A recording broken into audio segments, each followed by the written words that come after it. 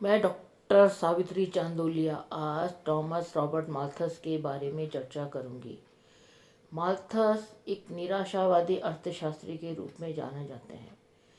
उन्होंने जो विचार दिए, आर्थिक विचार दिए, उन विचारों के आधार पर हम उन्हें निराशावादी अर्थशास्त्री कह सकते हैं। उन्होंने अति उत्पादन संबंधी विचार दिए, जनसंख्या संबंधी विचार दिए और लाभ संबंधी विचार दिए।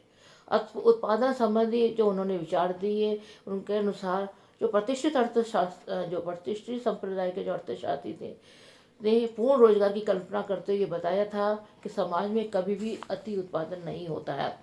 जबकि मार्क्स के विचार विपरीत थे, वो इस बात से सहमत नहीं थे।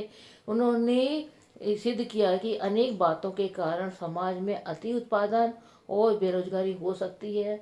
यदि समय रहते हुए इस बेरोजगारी को या अति उत्पादन को रोका नहीं गया तो समाज में एक मतलब बेरोजगारी की जैसी समस्या उत्पन्न हो सकती है।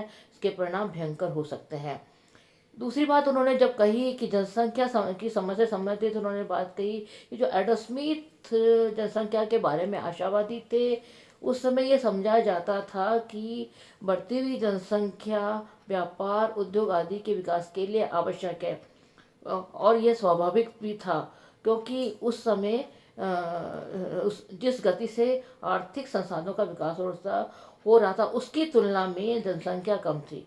परंतु माल्थस ने उत्पत्ति हास नियम के माध्यम से यह सिद्ध कर दिया कि खाद्यान्नों की तुलना में जनसंख्या इतनी बढ़ जाएगी कि चारों ओर भुखमरी फैल जाएगी और मृत्यु दर बढ़ने लगेगी।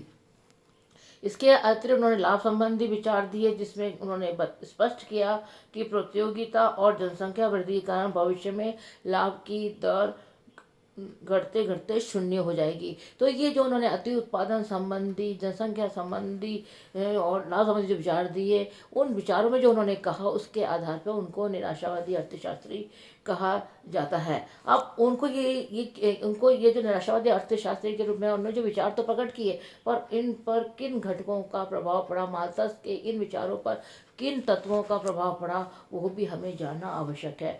तो माल्थस के टाइम में उस समय था तो औद्योगिक क्रांति हो रही थी। इंग्लैंड में औद्योगिक क्रांति अपनी चरम सीमा में पहुंच गई चुकी थी। इस क्रांति से एक और तो पूंजीपति अमीर होते जा रहे थे और दूसरे श्रमिकों का शोषण हो रहा था और वो गरीब होते जा रहे थे, यानी उनका जीवन स्तर भी कम होता जा रहा था।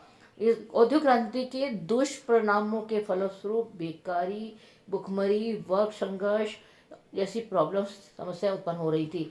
तो ये सब जब उन्होंने देखा तो उनके इस तरह के विचार देना संभव था। तो इसके अतिरिक्त प्राकृतिक प्रकोप भी, जो जो उस समय जो प्राकृतिक प्रकोप था, तो वो भी उनके विचारों पर उन्होंने प्रभाव डाला।